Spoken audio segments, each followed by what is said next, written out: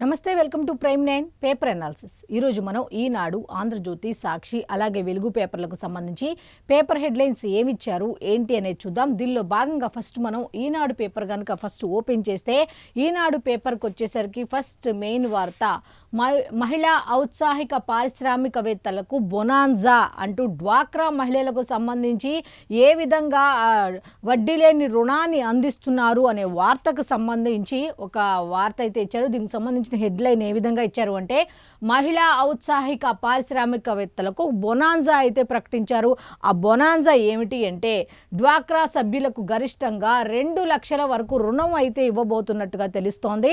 అయితే ఇప్పుడు ఇస్తున్న లక్షకు ఇది అదనం. అయితే ఆల్రెడీ ₹1,00,000 చొప్పున ఇస్తున్నారు. దీనికి అదనంగా ఇంకొక 2 లక్షల రూపాయల నగదును కూడా ₹200 వీళ్ళు అందించబోతున్నారు ప్రభుత్వం అన్నట్టుగా తెలుస్తోంది. అయితే ఎస్సీ ఎస్టీలకు మరో 1,00,000 వడ్డీ లేని రుణం. అయితే ఎస్సీ ఎస్టీలకు మళ్ళీ సపరేట్గా ఇంకొక ₹1,00,000 ఎక్స్ట్రా, ఈ 2 లక్షలు కాకుండా ఇంకొక ₹1,00,000 ఎస్సీ ఎస్టీలకు వడ్డీ లేకుండా రుణాన్ని అయితే అందించబోతున్నారు అన్నట్టు తెలుస్తోంది. ఈ ఏడాది దీనివల్ల ఈ డ్వాక్రా మహిళలకు సంబంధించి ఈ విధంగా వీళ్ళు ఇచ్చుకుంటూ వెళ్తే ఈ ఏడాది 3,000 కోట్ల ఖర్చుకు అయితే నిర్ణయం తీసుకున్నట్టుగా తెలుస్తోంది.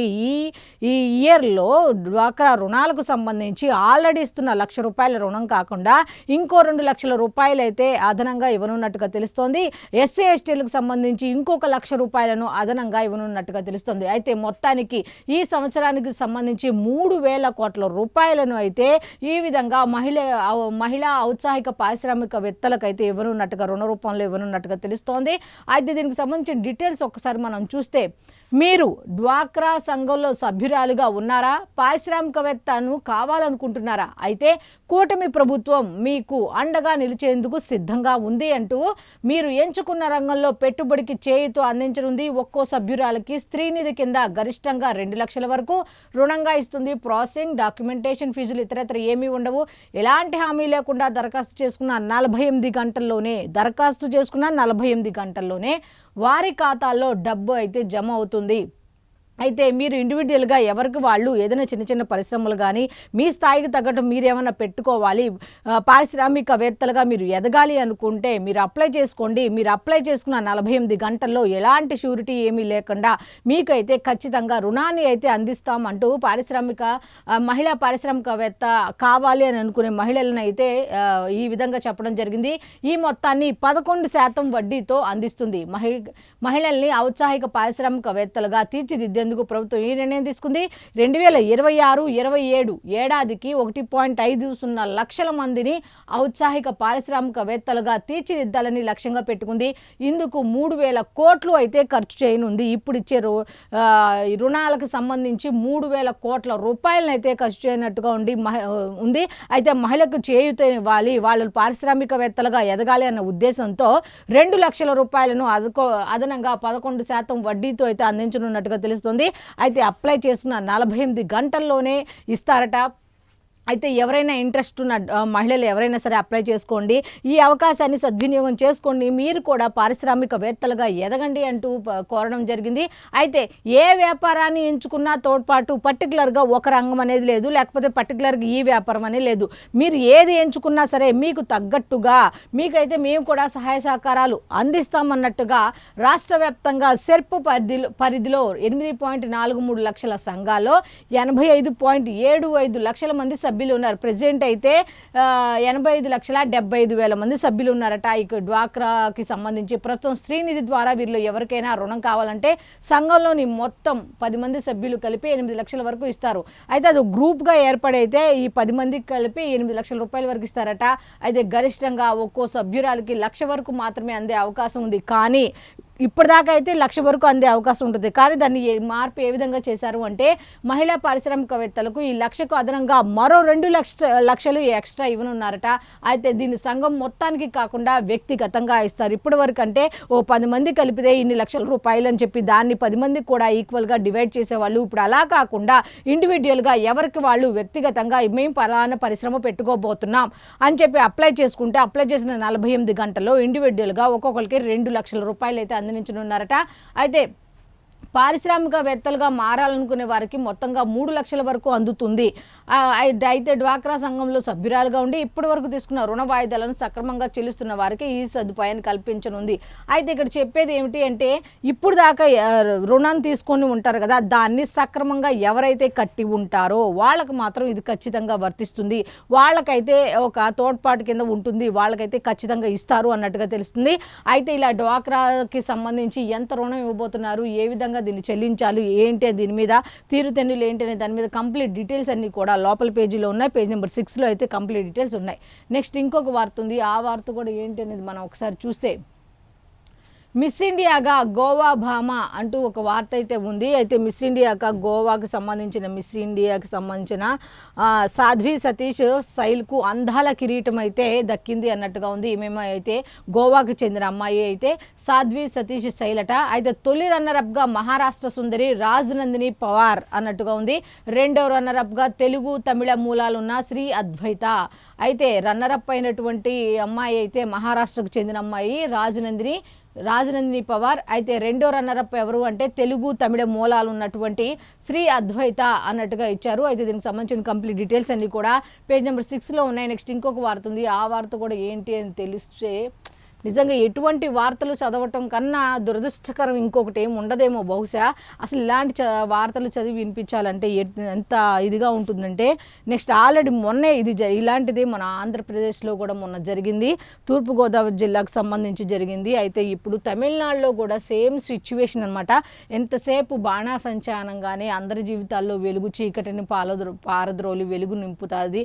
వెలుగు అన్న ఆనందం కనుక అటు ఇటుగా ఏ మాత్రం చిన్న తడబాటు వచ్చినా ఎంతమంది జీవితాలు చీకటి చేస్తుంది అని చెప్పడానికి ఇలాంటి సంఘటనలే దురదృష్టకరం అని చెప్పి మనం చెప్పుకోవచ్చు. అయితే ఒకసారి దీనికి సంబంధించి ఎంత దారుణం అంటే ఒకసారి చూడండి. పేలుడు తీవ్రతకు ధ్వంసమైన భవనం, ఎంత భవనం అది ఎంత ఇది దీంట్లోకి వెళ్ళిపోయింది చూడండి. పేలడంతో ఎంత దారుణంగా అయిపోయిందో. నెక్స్ట్ దీనికి సంబంధించిన డీటెయిల్స్ ఉన్నాయి, ఒకసారు మనం చూద్దాం. ఆ డీటెయిల్స్ ఏంటి అంటే, బాణాసంచా పరిశ్రమలో భారీ పేలుడు సంభవించింది. 23 మంది కార్మికులైతే దుర్మరణం చెందారన్నట్టుగా తెలుస్తుంది. అయితే తమిళనాడులోని విరుధునగర్ జిల్లాలో అయితే ఈ ఘోరం అయితే జరిగింది. దాదాపు 23 మంది చనిపోయారట. అయితే దీనికి సంబంధించిన డీటెయిల్స్ ఒకసారి ఉన్నాయి, చూద్దాం.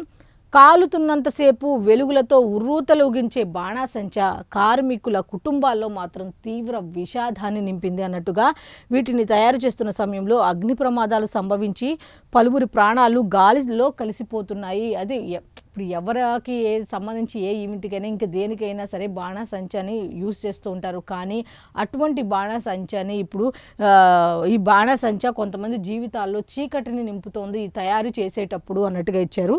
అయితే తాజాగా తమిళనాడులోని విరుధునగర్ జిల్లాలో బాణాసంచా పరిశ్రమలో భారీ పేలుడు సంభవించడంతో 23 మంది దుర్మరణం పాలయ్యారు. 23 మంది చనిపోయారట. జిల్లాలోని కట్టనార్పట్టిలో ముత్తు మాణిక్యం అనే వ్యక్తికి చెందిన వనజ బాణాసంచా పరిశ్రమలో 10 గదులు ఉన్నాయట. అయితే పేలుడు సంభవించిన సమయానికి 30 మందికి పైగా కార్మికులు పనిచేస్తున్నారు. ఆదివారం సెలవు అయినా కార్మికుల సాయంతో పరిశ్రమ ముందున్న వరండాలో టపాసుల తయారీ అయితే చేపట్టారు. అక్కడ ఏదో చిన్న మిస్టేక్ ఏదో జరిగింది. ఆ మిస్టేక్ వల్ల ఏం జరిగింది అంటే, ఒకేసారి మంటలు విస్ఫోటనం జరగటం వల్ల దాదాపు 30 మంది ఉన్నారట. 23 మంది అయితే చనిపోయినట్టుగా తెలుస్తోంది. ఇంకా మృతుల సంఖ్య పెరిగే అవకాశం కూడా ఉన్నట్టుగా తెలుస్తోంది. అయితే దీనికి సంబంధించి నిజంగా పేజ్ నెంబర్ 6లో అయితే కంప్లీట్ డీటెయిల్స్ ఉన్నాయి. ఇలాంటి వార్తలు, ఇలాంటి పరిశ్రమల దగ్గర తగిన జాగ్రత్తలు తీసుకోవాల్సిన, ఎందుకంటే చిన్న తప్పిదం ఎంతమంది జీవితాల్లో చీకటి నింపుతుందో అందరికీ తెలిసిన విషయమే. ఆల్రెడీ మొన్న ఒక నెల క్రితమో 2 నెలల క్రితమో ఆల్రెడీ ఆంధ్రప్రదేశ్లో జరిగింది. మళ్ళీ ఇప్పుడు తమిళనాడులో. అంటే ఏంటంటే కనీసం జాగ్రత్తలు తీసుకోకపోవటం వల్ల ఇటువంటి ప్రమాదాలు, ఇటువంటి తప్పిదాలు జరగటం వల్ల ఎంతమంది విధంగా జీవితాలు నాశనం అయిపోతున్నాయి. ఇప్పుడు 23 మంది అంటే 23 మందికి 23 ఫ్యామిలీస్ అంటే ఎంతమంది ఉంటారు ఒక్కొక్క ఫ్యామిలీలో? కనీసం 2-3 ఉంటారు కదా. మరి ఎంతమంది జీవితాలు రోడ్డు మీద పడిపోతాయి. నిజంగా సరే ఇటువంటి బాణాసంచా పరిశ్రమల్లో ఖచ్చితంగా ప్రతిదీ కూడా క్షుణ్ణంగా పరిశీలించుకోవాల్సిన అవసరం ఉంది. ఎటువంటి చిన్న జాగ్రత్త జరిగినా, అజాగ్రత్తగా ఉన్నా సరే, ఎంత చిన్న తప్పిదం జరిగినా సరే ఏం జరుగుతుంది అన్నది భారీ మూల్యం చెల్లించుకోక తప్పదు. కాబట్టి ఇటువంటి పరిశ్రమల్లో తగిన జాగ్రత్తలు తీసుకోవాలి. అధికారులు కూడా అక్కడ ఏం జరుగుతుంది ఏంటి అనే దాని మీద ఇప్పుడు ఆ సిచ్యువేషన్ సంభవించినప్పుడు మీరు రియాక్ట్ అవటం కన్నా జరగకుండా ముందుగానే అటువంటి పరిశ్రమలు దగ్గర తగిన చర్యలు తీసుకుంటున్నారా లేదా ఏంటి అనేది చెక్ చేసుకుంటూ ఉంటే బాగుంటుంది. లేకపోతే ఇలాంటివి జరుగుతూనే ఉంటాయి. ఆ సిచ్యువేషన్ ఇప్పుడు రోడ్ యాక్సిడెంట్స్ కానివ్వండి, లేకపోతే ఇలాంటివి కానీ ఆ సిచ్యువేషన్ వచ్చినప్పుడు మాత్రమే అధికారులు స్పందిస్తూ ఉంటారు. అట్లా కాకుండా ఇటువంటి రాకముందు కూడా తనిఖీలు చేస్తూ ఎటువంటి జాగ్రత్తలు తీసుకున్నారు ఏంటి అనే దాని మీద ఫోకస్ చేస్తే బాగుంటుందని చాలామంది చెప్తున్నమాట. అయితే దీనికి సంబంధించిన కంప్లీట్ డీటెయిల్స్ అన్నీ కూడా పేజ్ నెంబర్ 6లో ఉన్నాయి. నెక్స్ట్ ఇంకొక వార్త ఉంది. ఆ వార్త కూడా ఏంటి ఒకసారి మనం చూస్తే, లూసియానాలో కాల్పులు జరిగాయట. 8 మంది పిల్లలు సహా 10 మంది దుర్మరణం చెందారట. లూసియానాలో కాల్పులు జరిగాయి. దాదాపు 8 మంది పిల్లలతో సహా 10 మంది దుర్మరణం చెందినట్టుగా తెలుస్తుంది.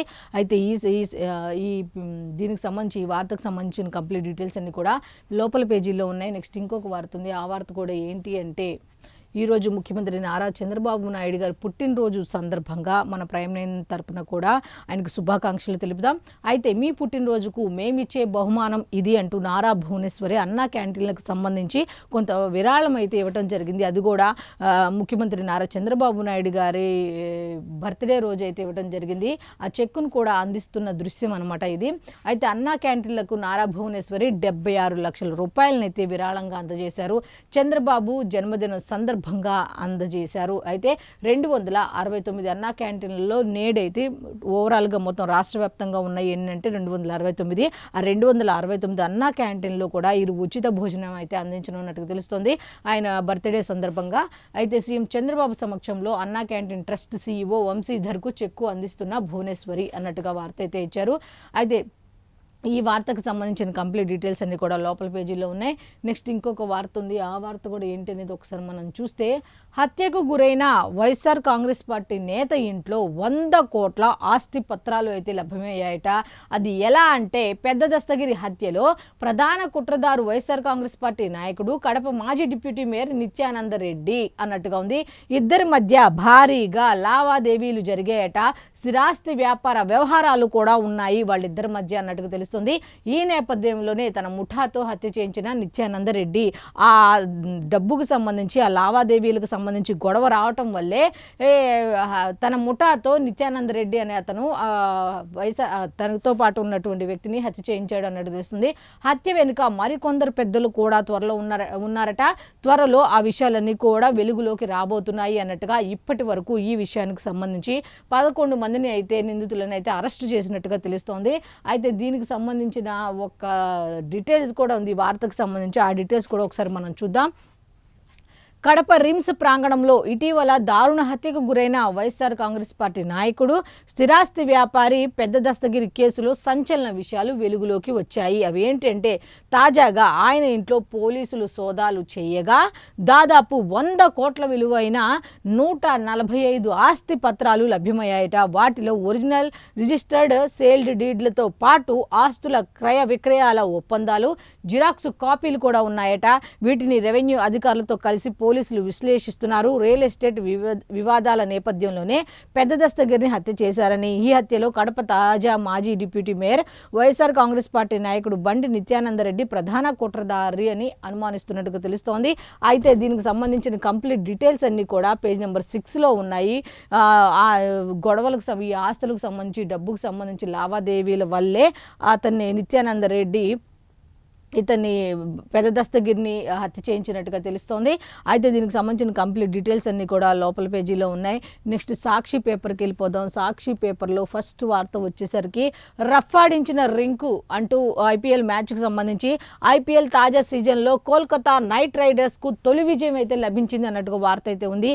అయితే నెక్స్ట్ పంజాబ్ పరుగుల పండుగ అంటూ మెరిసిన ప్రియాంష్ కూపర్, లక్నోపై నెగ్గిన శ్రేయస్ బృందం అంటూ ఒక వార్త అయితే ఉంది. దీనికి సంబంధించిన కంప్లీట్ డీటెయిల్స్, IPLకి సంబంధించి మ్యాచెస్ జరుగుతున్నాయి కదా, దీనికి సంబంధించిన కంప్లీట్ డీటెయిల్స్ అన్నీ కూడా పేజ్ నెంబర్ 12లో ఉన్నాయి. నెక్స్ట్ ఇంకొక వార్త ఉంది. ఆ వార్త కూడా ఏంటనేది ఒకసారి మనం చూస్తే, లూటీలో తృణమూల్ PhD చేసింది అంటూ బెంగాల్లోని 15 ఏళ్ల పాలనలో తృణమూల్ కాంగ్రెస్ దోపిడీలో PhD చేసిందని ప్రధాని నరేంద్ర మోదీ అన్నట్టుగా అయితే వార్తుంది.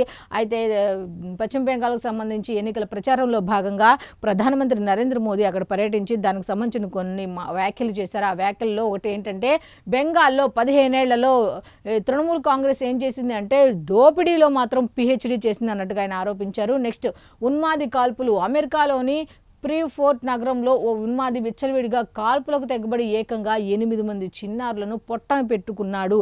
దాదాపు ఒక 10 మంది చనిపోయినట్టుగా తెలుస్తుంది. ఆ 10 మందిలో కూడా 8 మంది చిన్నారులు ఉన్నారట.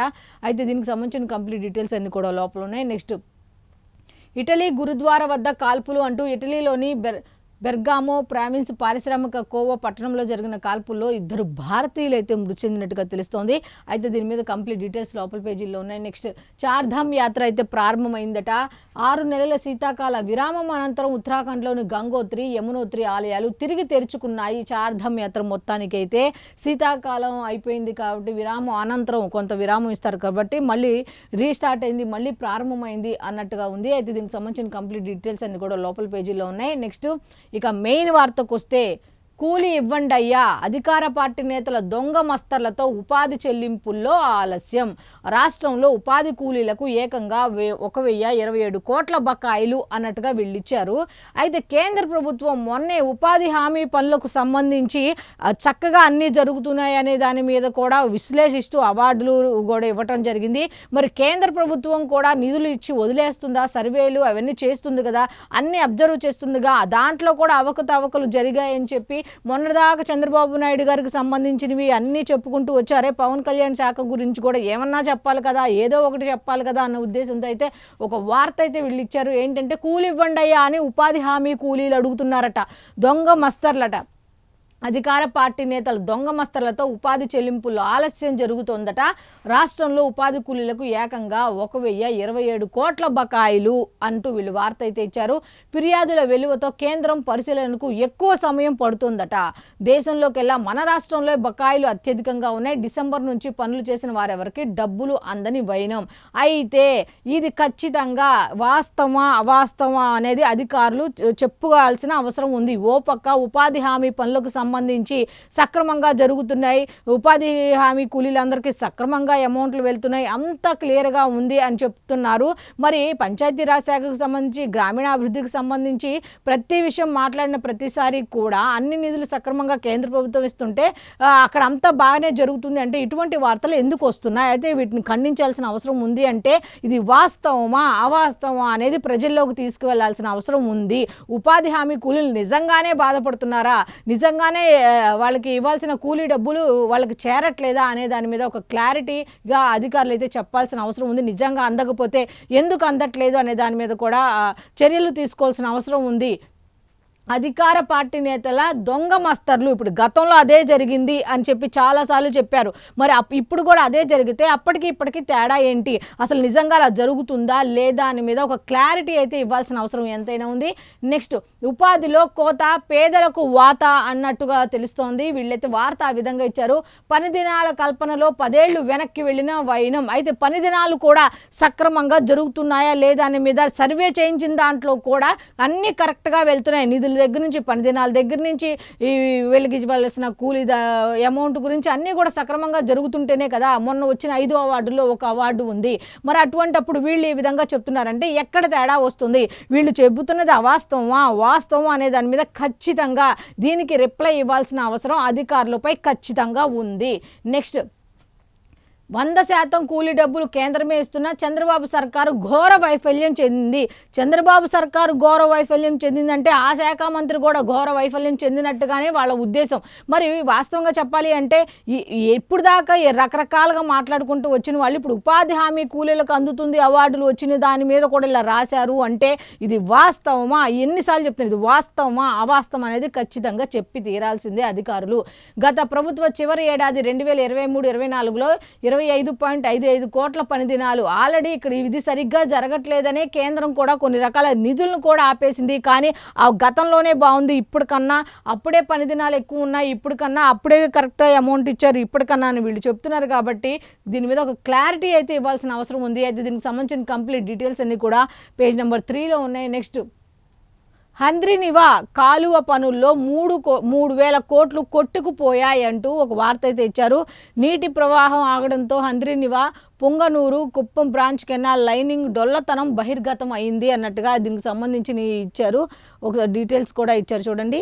అయితే అత్యంత నాసి రకం లైనింగ్ ఎక్కడికక్కడ కరిగిపోవడం, జారిపోవడం, గట్లు కోతకు గురవడంతో స్వరూపమే మారిన కాలువ అని కొన్ని కోట్ల రూపాయలు అక్కడ ఖర్చు పెట్టారు, కానీ నాణ్యత లేకుండా చేశారు అనే దాని మీద ఎంత ఖర్చు పెట్టారు ఏంటి అనే దాని మీద కంప్లీట్ డీటెయిల్స్ అయితే ఇచ్చారు. అయితే దీనికి సంబంధించిన కంప్లీట్ డీటెయిల్స్ అన్ని కూడా పేజ్ నెంబర్ 2లో ఉన్నాయి. నెక్స్ట్ ఇంకొక వార్త ఉంది. ఆ వార్త ఏంటంటే ఉద్యోగులపై అంతులేని నిర్లక్ష్యం చూపిస్తున్నారు అంటూ ఒక వార్త అయితే ఉంది. వారి సమస్యలు పరిష్కరించమంటే నన్ను తీసేస్తామంటున్నారు అంటూ మీ బెదిరింపులు భయపడే ప్రసక్తి లేదంటూ AP government employees federation chairman Kakarla Venkatarami Reddy ఈ మాట అయితే అన్నారు. అయితే ఉద్యోగులపై అంతులేని నిర్లక్ష్యం అయితే చూపిస్తున్నారు అంటే ఆయన చెప్పడం జరిగింది. దీనికి సంబంధించి కంప్లీట్ డీటెయిల్స్ లోపల పేజీలో ఉన్నాయి. నెక్స్ట్ ఇంకొక వార్త, మాకు అధికారం ఉంది, మేం తలుచుకుంటూ నరికేయగలం అంటూ అంబటి అయినా గిమ్మటి అయినా గుమ్మటం పట్టిస్తామంటూ మా కార్యకర్తలు తలుచుకుంటే గుమ్మటం దాటి బయటకు రాలేరు. కాపు నేత మాజీ మంత్రి అంబటిపై రెచ్చిపోయిన టీడీపీ ఎమ్మెల్యే బుచ్చయ్య చౌదరి అంటూ దీనికి సంబంధించిన కంప్లీట్ పేజ్ నెంబర్ 3లో వాళ్ళకి సంబంధించి ఇలాంటి మాటలు మాట్లాడితే ఈ విధంగా చెప్తున్నారు. అందుకే ఫస్ట్ మీరు మాట్లాడకుండా ఉంటే, మీరు ఖచ్చితంగా మీరు అదుపులో మీ వాళ్ళని పెట్టుకొని ఉంటే ఖచ్చితంగా ఇటువంటి వాళ్ళు నిజంగా ఆయన మాట్లాడే ఉండొచ్చు. ఒకవేళ మాట్లాడితే ఆయనది తప్పని ఎప్పుడు చెప్తారు? మీరు అలాంటి డైలాగ్స్ కానీ అలాంటి రెచ్చగొట్టే మాటలు మీ వాళ్ళు మాట్లాడకుండా ఉంటే వీళ్ళు కూడా మాట్లాడరు. మీరు మాట్లాడబట్టే వీళ్ళు మాట్లాడుతున్నారు అనే మాట ఎక్కువగా వినబడుతుంది. ఎందుకంటే ఫస్ట్ వాటికి స్టార్ట్ చేసింది ఎవరు? అలాంటి రెచ్చగొట్టే మాటలు స్టార్ట్ చేసింది ఎవరు అంటే మీ నుంచే. అంటే మిమ్మల్ని వేరే ఒకళ్ళు అన్నప్పుడు మీరు ఎంత బాధపడి వార్తలు ఈ విధంగా ఇస్తున్నారు, మరి ఇంకొకరు ఎదుటి వారిని అన్నప్పుడు మరి మీ సంగతి ఏంటి అనేది ఆలోచించుకోవాల్సిన అవసరం ఉంది కదా అని చాలామంది చెప్తున్న మాట. ఖచ్చితంగా ఇతను అనుగనుక ఉంటే అది తప్పే. మీరు అన్నారు కదా అని ఆ విధంగా అతను మాట్లాడటం అతనిది ఖచ్చితంగా తప్పే అవుతుంది. ఎందుకంటే అలాంటి మాటలు మాట్లాడితే వాళ్ళని కూడా రెచ్చగొట్టినట్టుగా అవుతుంది. కాబట్టి ఇక అన్న వాళ్ళకి మిగతా వాళ్ళకి తేడా ఉండదు. కాబట్టి అలాంటి మాటలు మాట్లాడటం అనేది తప్పు. నెక్స్ట్ ఇంకొక వార్త ఉంది. ఏంటి అంటే వాతావరణానికి సంబంధించి సుర్రుమన్న సూర్యుడు అంటూ రాష్ట్ర వ్యాప్తంగా పెరిగిన ఎండ తీవ్రత. అయితే 279 మండలాల్లో 40 డిగ్రీలకు పైగా ఉష్ణోగ్రతలు అయితే నమోదయ్యాయట. కర్నూలు జిల్లా నగరడోనలో 45.4 డిగ్రీల నమోదు. అక్కడక్కడ తేలికపాటి వర్షాలకైతే అవకాశం ఉంది అన్నట్టుగా వాతావరణ శాఖ హెచ్చరిస్తూ ఒక దీన్ని అయితే రిలీజ్ చేసింది. దీనికి సంబంధించిన కంప్లీట్ డీటెయిల్స్ అన్ని కూడా నిన్నంతా ఎండ ఎక్కడెక్కడ ఎక్కువగా నమోదైంది ఏంటి, ఒకవేళ బయటకు ఎలాంటి జాగ్రత్తలు తీసుకోవాలి ఏంటి అనే దాని మీద కంప్లీట్ డీటెయిల్స్ అయితే ఇవ్వడం జరిగింది. దీనికి సంబంధించి లోపల ఉన్నాయి డీటెయిల్స్ అన్నీ కూడా. నెక్స్ట్ బాణాసంచా ఫ్యాక్టరీలో భారీ పేలుడు తమిళనాడులో జరిగింది. అయితే 23 మంది మృత్యువాత. తమిళనాడులో ఘోర విషాదం అయితే జరిగిందంటూ దానికి సంబంధించి చూడండి, మృతదేహాల కోసం గాలిస్తున్న సహాయక సిబ్బంది ఇక మొత్తం కాలి బూడిద అయిపోతే అక్కడ మృతదేహాల కోసం గాలిస్తున్నారట. అయితే దీనికి సంబంధించిన కంప్లీట్ డీటెయిల్స్ అన్నీ కూడా లోపల పేజీలో ఉన్నాయి. నెక్స్ట్ ఇంకొక వార్త ఉంది. ఆ వార్త కూడా ఏంటంటే చర్చలకు ఇరాన్ నో అంటూ ఒక యుద్ధానికి సంబంధించిన ఒక వార్త అయితే ఉంది. ఓడరేవుల దిగ్బంధం తొలగేదాకా చర్చలు ఉండవని స్పష్టీకరణ. అయితే ఎప్పుడైతే ఈ హర్మూజ్ జలసంధికి సంబంధించి ఇరాన్ అయితే ఓపెన్ చేసింది, కానీ ఆ దిగ్బంధం అయితే అమెరికా అయితే ఎత్తివేయకపోవడంతో ఇరాన్కు మళ్ళీ అలా ఎలా చేస్తారు అంటూ మళ్ళీ క్లోజ్ చేసింది. ఆ క్లోజ్ చేస్తే మాత్రం బెదిరింపులకు మేము భయపడం అంటూ ట్రంప్ కూడా కౌంటర్ ఇచ్చారు. మీరు ఎన్ని చేసినా సరే మేము చర్చలకు రాము అంటూ ఇరాన్ కూడా తేల్చి చెప్పేసింది. అయితే ఓడరేవుల దిగ్బంధం ఎప్పుడైతే తొలగుతుందో అప్పుడు మాత్రమే మేము చర్చలకు వస్తాం, అప్పటిదాకా మేము రాము అంటూ కూడా స్పష్టం చేసింది. అయితే దీనికి సంబంధించిన కంప్లీట్ డీటెయిల్స్ లోపల ఉన్నాయి. నెక్స్ట్ ఇంకొక వార్త ఉంది. విశాఖ నుంచి తొలిసారిగా అంతర్జాతీయ క్రూయిజ్ సేవలు అయితే ప్రారంభమయ్యాయన్నట్టుగా తెలుస్తోంది. అయితే దీనికి సంబంధించిన కంప్లీట్ డీటెయిల్స్ లోపల ఉన్నాయి. నెక్స్ట్ నిజరూపం అపురూపం అంటూ విశాఖ జిల్లా సింహాచలంలో కొలువుదీరిన శ్రీ వరాహ లక్ష్మీ నరసింహస్వామి చందనోత్సవం సోమవారం జరగనుంది. ఈ రోజు అయితే జరుగుందట.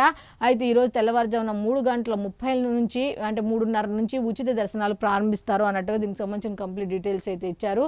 అయితే మిస్ ఇండియా సాధ్వి సతీష్ శైల్ అన్నట్టుగా మిస్ ఇండియా గోవాకు చెందిన సుందరి అయినటువంటి సాధ్వి సతీష్ శైల్ 2026 సంవత్సరానికి ఫెమినా మిస్ ఇండియా వరల్డ్ కిరీటాన్ని దక్కించుకున్నారు అన్నట్టుగా ఇచ్చారు కంప్లీట్ డీటెయిల్స్. ఇది లోపల ఉన్న డీటెయిల్స్ అన్నీ కూడా. నెక్స్ట్ ఆంధ్రజ్యోతికి వెళ్ళిపోదాం. ఆంధ్రజ్యోతిలో ఫస్ట్ వార్త వచ్చేసరికి మార్కుల రికార్డులు అంటూ 10th ఇంటర్లో గరిష్ట మార్కుల జోష్ అంటూ రిజల్ట్స్కు సంబంధించిన ఒక వార్త అయితే ఇచ్చారు. గత ఏడాది 10thలో ఏకంగా 600, ఈ ఏడాది ఇంటర్ ఫస్ట్ ఇయర్లో 469 భాషా సబ్జెక్టుల్లోనూ 100% ఉత్తీర్ణత నమోదైందట. విద్యార్థుల్లో పెరుగుతున్న పఠనాసక్తి, మారిన విద్యా విధానమే దీనికి అన్నిటికీ కారణం అంటూ పరీక్షల వేళ క్షణం తీరిక లేని వైనం, మానసిక స్థితి ముఖ్యమే అంటూ నిపుణులు కూడా సూచిస్తున్నట్టుగా తెలుస్తోంది. అయితే దీనికి కొట్టాల్సింది లేదు, కొత్తగా కొట్టాల్సిందేం లేదు అన్నట్టుగా పరీక్షకి ఏ విధంగా ఉండాలి, అయిపోయిన తర్వాత ఎట్లా ఉండాలి, పరీక్షల సమయంలో ఏ విధంగా ముందుకు వెళ్ళాలి అన్నట్టుగా గతంతో పోల్చుకుంటే ఇప్పుడు ఏ విధంగా మార్కులు వచ్చాయి ఏంటనే దాని మీద స్టోరీ లాగా ఇచ్చారు. కంప్లీట్ డీటెయిల్స్ లోపల ఉన్నాయి. నెక్స్ట్ ఇంకొక వార్త, ఆ వార్త కూడా ఏంటనేది ఒకసారి మనం చూస్తే, చంద్రబాబుకు 76 సంవత్సరాలు అంటూ నేడు విలక్షణ నేత పుట్టినరోజు, 76వ పుట్టినరోజు అంటూ ఆయనకు సంబంధించి ఒక స్టోరీ లాంటిది ఒకటైతే ఇచ్చారు. అది ఏమిటి అంటే, విమర్శలకు వెరవడు, విజన్ను వీడడు. అలాగే ఆయన ముందు చూపు ఫలితమే హైటెక్ సిటీ, విభజిత ఏపీకి భవ్య రాజధాని లక్ష్యంగా అడుగులు వేశారు. అమరావతిని క్వాంటమ్ హబ్గా మార్చేందుకు కృషి చేశారు. రాజకీయాలకు తక్కువ టైం, సుపరిపాలనకు ఎక్కువ టైం కేటాయించిన వ్యక్తి. ఆది నుంచి ఇదే బాబు అభివృద్ధి మంత్రం అన్నట్టుగా వైసీపీ 5 ఏళ్ల విధ్వంసం నుంచి రాష్ట్రాన్ని గాడిన పెట్టేందుకు అవిశ్రాంత కృషి చేశారు. 22 నెలల్లోనే 9.36 లక్షల కోట్ల పెట్టుబడులకు వచ్చాయి. అదంతా కూడా క్రెడిట్ అంతా కూడా ఆయనకే వెళుతుంది అంటూ ఆయన గురించి చెప్పుకుంటూ వచ్చారు. అయితే సంక్షేమం, అభివృద్ధిపై రాజీ లేని పాలన అంటూ ఒక వార్త అయితే ఇచ్చారు.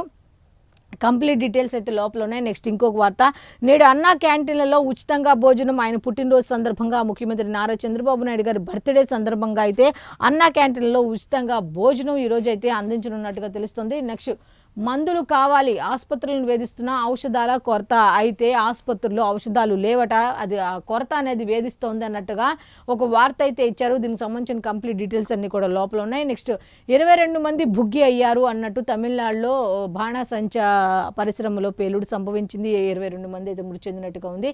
కంప్లీట్ డీటెయిల్స్ అన్ని కూడా లోపల ఉన్నాయి. ఇంకా 7 అటు ఇటుగా కొంచెం ప్రాణాలు కూడా, ఇంకా మృతుల సంఖ్య పెరిగే అవకాశం ఉన్నట్టుగా తెలుస్తుంది. దాంట్లో దాదాపు 30 మంది ఉన్నారట. 30 మందిలో 22 మంది అయితే దుర్మరణం పాలయ్యారు. ఇంకా ఉన్న వాళ్ళ పరిస్థితి కూడా అటు ఇటుగా ఉన్నట్టుగా తెలుస్తోంది.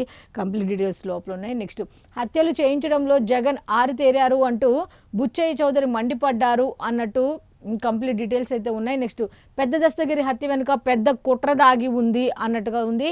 అయితే అమ్మకు శుభాకాంక్షలేవి, అమ్మ బర్త్డే అయితే పుట్టినరోజు చెప్పడానికి శుభాకాంక్షలు లేవు. కానీ పవన్ కళ్యాణ్ గారికి కొంచెం సర్జరీ, హెల్త్ బాగోలేక సర్జరీ అయితే దానికి సంబంధించి మాత్రం గెట్ వెల్ సూన్ అన్నట్టుగా ఒక మెసేజ్ అయితే పెట్టారు అంటూ ఒక వార్త అయితే ఇచ్చారు. విజయలక్ష్మికి బర్త్డే విషెస్ చెప్పని జగన్, శస్త్రచికిత్స చేయించుకున్న పవన్కు మాత్రం త్వరగా కోలుకోవాలని పోస్టు. విజయలక్ష్మికి ఎక్స్లో శుభాకాంక్షలు చెప్పిన షర్మిల, లోకేష్. షర్మిల గారు చెప్పారు, లోకేష్ గారు చెప్పారు, కానీ కన్న కొడుకైనటువంటి జగన్ మాత్రం చెప్పలేదు. కానీ పవన్ కళ్యాణ్ మీద, అంటే కన్న తల్లి మీద కన్నా కూడా పవన్ కళ్యాణ్ అంటే ఎంత ఇష్టమో అసలు అర్థం చేసుకోండి. పవన్ కళ్యాణ్ మీద ఎంత ఇష్టం ఉంటే కన్న తల్లి బర్త్డే రోజు కూడా వదిలేసి ఆ పవన్ కళ్యాణ్ గారు విష్ చేశారంటే నిజంగా మనం మాట్లాడుకోవాల్సిన అంశం అనే చెప్పొచ్చు. అయితే పవన్ కళ్యాణ్ గారు కన్న తల్లి ప్రేమను కూడా మర్పించేలాగా చేశారు అంటే క్రెడిట్ అంతా కూడా పవన్ కళ్యాణ్ గారికి వెళ్తుందని చెప్పొచ్చు. అయితే దీనికి సంబంధించిన కంప్లీట్ డీటెయిల్స్ అన్ని కూడా పేజ్ నెంబర్ 13లో ఉన్నాయి. నెక్స్ట్, వెలుగు పేపర్కి వెళ్ళిపోదాం. వెలుగు పేపర్కి వెళ్ళేసరికి ఫస్ట్ వార్త వచ్చి, జోరువాన వడగండ్లు అంటూ రాష్ట్ర వ్యాప్తంగా అకాల వర్షం, ఈదురుగాలులు వీచాయి. 100 ఎకరాల్లో దెబ్బతిన్న వరి తడిసి ముద్దైన, కల్లాల్లోని ధాన్యం అంటూ ఒక వార్త అయితే ఉంది. హైదరాబాద్లోను దంచుకొట్టిన వాన అంటూ ఎంత నమోదైంది ఏంటి అంటూ, అలాగే రేపు ఎల్లుండి కూడా ఎల్లో అలర్ట్ వాతావరణ శాఖ జారీ చేసినట్టుగా ఉంది. కంప్లీట్ డీటెయిల్స్ లోపల ఉన్నాయి. నెక్స్ట్, ఇరిగేషన్కు కొత్త రూపు అంటూ డ్యాముల భద్రతకు పెద్దపీట, అంతరాష్ట్ర వివాదాలపై ఫోకస్, సమూల ప్రక్షాళనకు సర్కారు అయితే కసరత్తు చేస్తుంది అన్నట్టుగా ఒక వార్త అయితే ఇచ్చారు. ఇక దానికి సంబంధించిన కంప్లీట్ డీటెయిల్స్ లోపల ఉన్నాయి. నెక్స్ట్, నేడే మేడిగడ్డకు సీఎం అంటూ డ్యామ్ సైట్ పరిశీలన ఆఫీసర్లతో రివ్యూ అయితే చేయనున్నారు అన్నట్టుగా తెలుస్తోంది. నస్తూర్పల్లిలో సభ, అక్కడే రైతు భరోసా నిధులను అయితే విడుదల చేస్తారు. 200 కోట్లతో కాళేశ్వరం ఆలయ అభివృద్ధి పనులకు శంకుస్థాపన చేయనున్నట్టుగా తెలుస్తోంది. అయితే ఏర్పాట్లను పరిశీలించిన మంత్రులు తుమ్మల, శ్రీధర్ బాబు అంటూ ఒక వార్త అయితే ఉంది. కంప్లీట్ డీటెయిల్స్ లోపల ఉన్నాయి. నెక్స్ట్, ఇకపై మంచోడిగా ఉండను, ఇప్పటిదాకా నా మంచితనం చూశారు అంటూ ట్రంప్ అయితే డీల్ కుదుర్చుకోకుంటే, చర్చకు వచ్చి డీల్ కుదుర్చుకో చేసుకోకపోతే ఇక నేనేంటి అనేది చూస్తాను అంటూ ట్రంప్ మళ్ళీ బెదిరింపులకు దిగాడు. నువ్వు ఎన్నైనా చేసుకో అంటూ కూడా ఇరాన్ కూడా బదిలిస్తోంది. దీనికి సంబంధించిన కంప్లీట్ డీటెయిల్స్ పేజ్ నెంబర్ 9లో ఉన్నాయి. నెక్స్ట్ ప్రభుత్వ ఉద్యోగుల బదిలీలకు గ్రీన్ సిగ్నల్ అంటూ ఒక వార్త అయితే ఉంది. కంప్లీట్ డీటెయిల్స్ లోపల ఉన్నాయి. బ్యాంక్ ఆఫీసర్లే సైబర్ దొంగలు అంటూ దేశవ్యాప్తంగా భారీ సైబర్ స్కామ్ గుట్టురట్టు అంటూ 9 రాష్ట్రాల్లో 32 మంది ఆఫీసర్లు అయితే అరెస్ట్ చేశారంట. ఇది నిజంగా మరి మాట్లాడుకోవాల్సిన అంశమే. మరో 20 మంది సైబర్ క్రిమినల్స్ అదుపులోకి. డిజిటల్ అరెస్ట్, మనీ లాండరింగ్తో 150 కోట్లు దోపిడీ జరిగిందట. 850 కేసులతో సంబంధం ఉందని గుర్తించినట్టుగా తెలుస్తుంది. కంప్లీట్ డీటెయిల్స్ లోపల ఉన్నాయి. నెక్స్ట్ నేడు జగిత్యాలలో బీఆర్ఎస్ సభ హాజరు కానున్న కేసీఆర్, గులాబీ పార్టీలో చేరనున్న జీవన్ రెడ్డి అంటూ ఒక వార్త అయితే ఉంది.